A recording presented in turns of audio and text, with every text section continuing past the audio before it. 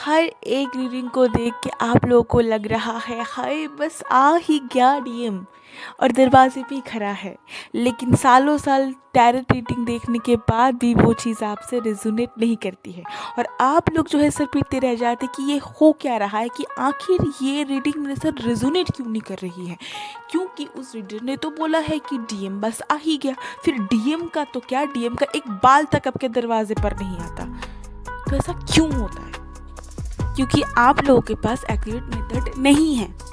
Tarot reading से या फिर कलेक्टिव एनर्जी जानने से आप लोगों को सिनारियो के बारे में पता होता है कि कहाँ कौन सी एनर्जी शिफ्ट हो रही है और किस किस के साथ शिफ्ट हो रही है। लेकिन आप यहाँ पर बैठी हुई है डिवाइन फेमिनिन और आपके साथ कुछ रेजोनेट नहीं हो रहा और आपका दिमाग खराब हुआ जा रहा है कि आधी चीज़ आपको पता है, आधा चीज़ आपके सामने जो भी बोला जा रहा है वो आपके साथ रेजोनेट क्यों नहीं कर रही है। और आपके दिमाग में चलने लग जाते हैं 4 प्रश्न और आप लोग बहुत सारी चीज़ों के चलते जो है प्रॉपर गाइडेंस के लिए किसी के पास नहीं जा पाती है और आप लोगों को समझ में नहीं आता है कि आप लोगों को क्या करनी चाहिए और आप लोग अपनी ज़िंदगी में स्टक हुई पड़ी रहती है। जैसे कि मान लीजिए कि ज़्यादातर डिवाइन फेमिनाइन्स जो है वो चाहे जर्नी की शुरुआत में है, चाहे जर्नी के मिडिल में है, चाहे एंड तक आते आते वो मैरिड ही होती है।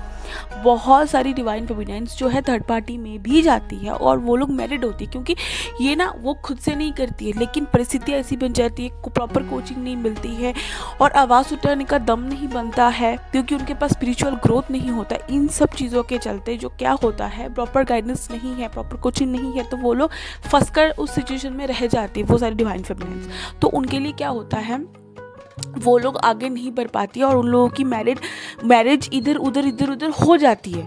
ठीक है, जो हालांकि देखिए एक डिवाइन फेमिनाइन है, उसका जो टीएम है, उसके अलावा अगर किसी भी डिवाइन फेमिनाइन की शादी किसी भी आदमी के साथ हो रहा है तो वो कार्मिक ही है। मैं डायग्राम आगे चलते वीडियो के चलते मैं शेयर करूंगी। इस वीडियो में शायद मैं शेयर नहीं कर पाऊंगी, लेकिन आगे जो आने वाले वीडियोस है उसमें मैं डायग्राम दिखाऊंगी आप लोगों को कि किस तरीके से चीज़ें होती हैं, कैसे कार्मिक्स को ज़िंदगी से बाहर निकालना होता है, कैसे डीएम वापस आता है। ये सारी चीज़ें मैं आप लोगों के सामने रखूंगी। लेकिन आज जो वीडियो मैं जिसके लिए बना रही हूँ वो चीज़ें जो है आप लोग जो है ध्यानपूर्वक सुनिएगा। अब यहाँ पर तो मैंने आप लोगों की परिस्थिति बताई है और आप लोग बहुत सारी चीज़ों के चलते नहीं जा पाते हैं, इस वजह से आप लोगों को भुगतना पड़ता है।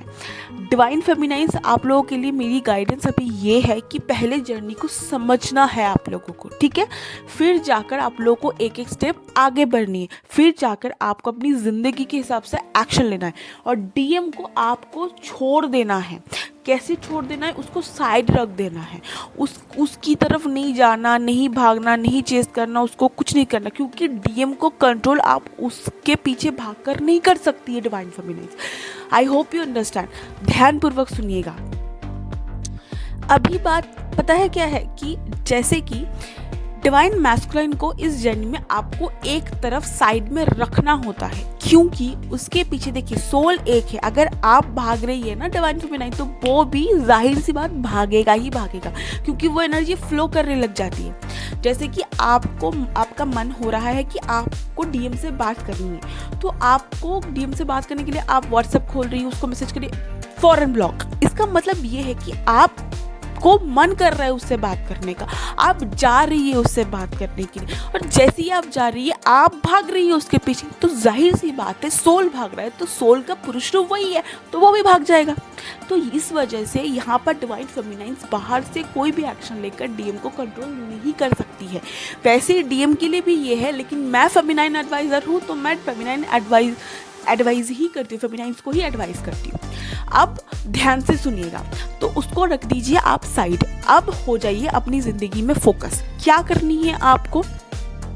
पहली बात, आपकी ज़िंदगी में आपको, अगर आप मैरिड है, मान लीजिए कि आपकी जर्नी अभी शुरू हुई है, आपको बहुत तकलीफ़ हो रही है, आपको अपने डीएम से बात करनी है, आपको बहुत ज़्यादा उसकी याद आ रही है, आपको उसके पीछे भागने का दिल कर रहा है, रोज़ बात करनी, इंटेंस मिसिंग एनर्जी रिसीव आप कर रही हैं यूनिवर्स से, उसके लिए और इंटेंस मिसिंग एनर्जी आपके अंदर भी चल रही है, आपको बहुत तकलीफ रही है, आपको हर रोज़ रोना आ रहा है, तो आपको क्या करनी है? आपको पहली बात ये करनी है, आपको बहुत ज़्यादा स्पिरिचुअल प्रैक्टिस करने की ज़रूरत, ताकि आपको मिसिंग एनर्जी रिसीव ना हो, आपके अंदर हायर वाइब्रेशन जो है वो इंक्रीज हो सके। अब स्पिरिचुअल प्रैक्टिस का मतलब ये नहीं है कि कोई जाकर आप तंत्र मंत्र करवा लीजिए, ऐसा कुछ नहीं करना है। आपको पूजा पाठ में ध्यान देना, आपको भगवान के आगे झुकना आना चाहिए, ठीक है।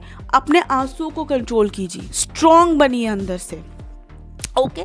तो इससे क्या होगा, आपके सामने जो भी परिस्थिति, बहुत ख़राब परिस्थितियाँ चल रही है डिवाइन फेमिनिन, आप एक कार्मिक के साथ, आप जो है अभी इस वक्त मैरिड है, आपके 4 बच्चे हैं, ठीक है।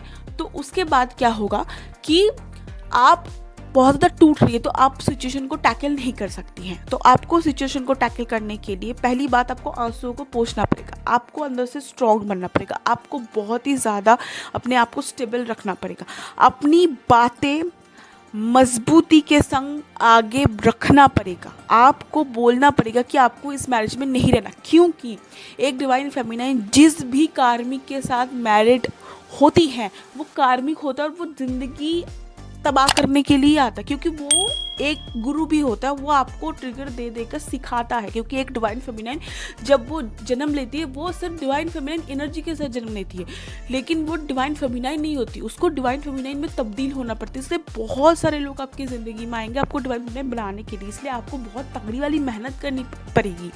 तो आप पहली बात आंसू पोंछिए, स्ट्रॉन्ग बनिए, अपने आप को स्टेबल रखिए, आवाज़ बुलंद कीजिए, आपके जो नीड्स है वो आपको कार्मिक के आगे रखना पड़ेगा। जैसे कि किसी के साथ मैरिड है, मैं एक सिनारियो बता रही हूँ, बहुत सारे सिनारियोज बन जाते हैं, छोटी सी वीडियो में इतना कुछ बोलना पॉसिबल नहीं है, लेकिन फिर भी मैं जितना बता रही हूँ उतना ध्यानपूर्वक सुनिए डिवाइन फेमिनाइन।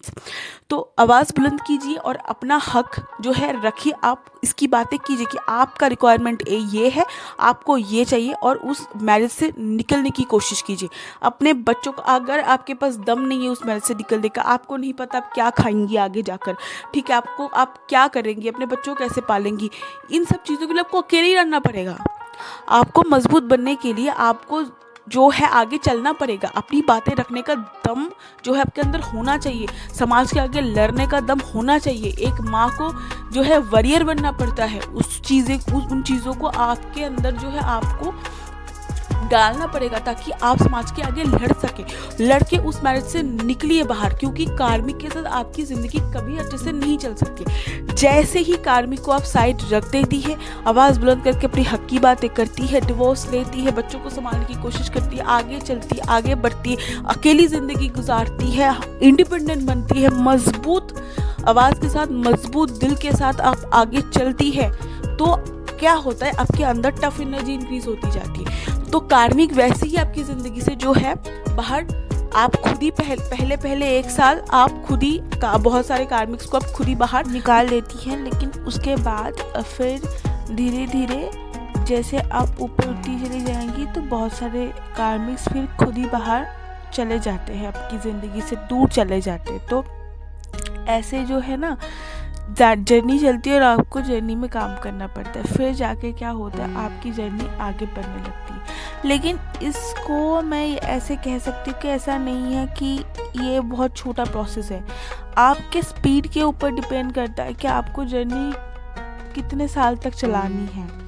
आपको जर्नी 1 साल चलानी है, 2 साल चलानी है, कितने साल तक चलानी है। लेकिन जितना मुझे पता है, आपको ट्रू डिवाइन मैस्कुलिन तक पहुंचने के लिए आपको 2 साल बहुत ज़्यादा मेहनत करनी पड़ेगी। 2 साल में आपका सेपरेशन पीरियड ख़त्म हो जाएगा, उसके बाद 3 साल से पैचअप होना शुरू हो जाता है, ठीक है।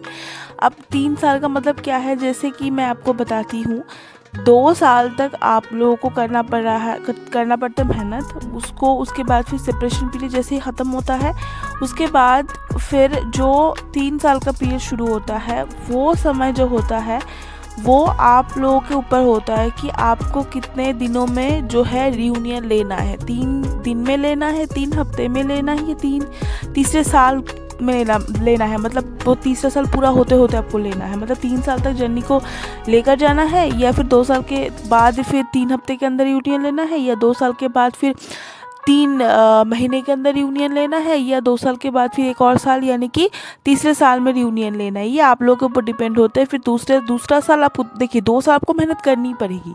2 साल के बाद से टाइमिंग आपके ऊपर छोड़ दिया जाता है कि आपको कब तक मतलब रियूनियन चाहिए। बहुत ज़्यादा मेहनत करेंगी तो फिर 3 महीने के अंदर हो जाती। जहाँ तक मेरा ज्ञान जाता है 2 साल 3 महीना इनफ समय होता है रियूनियन अचीव करने के लिए। ठीक है, तो ये था आज का वीडियो। आई होप कि आप लोगों के लिए मददगार होगा ये। लेकिन मैंने पूरे वीडियो के दौरान आप लोगों को कभी भी रिक्वेस्ट नहीं किया है कि मेरे चैनल को सब्सक्राइब कीजिए, लेकिन अभी मैं कर रही हूँ। प्लीज़ मेरे चैनल को सब्सक्राइब कीजिए ताकि मैं आगे चल पाऊँ, जा पाऊँ, आप सभी के लिए नए नए वीडियोस बना पाऊँ और ऑथेंटिक जानकारी मैं आप सभी को जो है दे पाऊँ। और ट्विन फ्लेम जर्नी बहुत टफ जर्नी नहीं है, ये इमोशन की जर्नी है। ये आपको बहुत ज़्यादा टफ वे में अपने आप को टैकल करना पड़ेगा। यहाँ पर बहुत सारे लोग आएंगे, आपको ट्रिगर करेंगे। आपको डिसाइड करना पड़ेगा कि विचारपूर्वक कि कौन सा ट्रिगर जो है आपको सही लग रही, उस पर काम करनी चाहिए, कौन सा ट्रिगर बेकार है जिससे आपको इफेक्ट खुद को नहीं होने देना है। क्योंकि देखिए, आप अगर खड़ी रहेंगी ना एक जगह, 10 लोग आपको 10 बातें सुनाएंगे और आपको हर बात जो है आपके दिमाग पर और दिल पर तीर की तरह चलेगी और आपको हर बात से जो है अफेक्ट किया जाएगा। आपको हर बात से ट्रिगर आप हो जाएंगी डिवाइन फेमिनाइन। तो आपको डिसाइड करना पड़ेगा कौन सा सही है जिस पे आपको काम करना है, कौन सा सही नहीं है जो आपको छोड़ देना है। आपको जीवन जीने के लिए सबकी बातें सुनने की आवश्यकता नहीं है और आप सुन भी नहीं सकती हैं। इसीलिए खुद की आवाज़ को बुलंद करके अपने डिसीजंस खुद लेना सीखिए ताकि इस जर्नी में और अपनी ज़िंदगी में आप आगे बढ़ सके। बहुत स्ट्रॉन्ग वे में अपनी ज़िंदगी डील कीजिए। खुद को ज़्यादा से ज़्यादा स्ट्रॉन्ग बनाइए। आज के लिए इतना ही। Stay blessed always.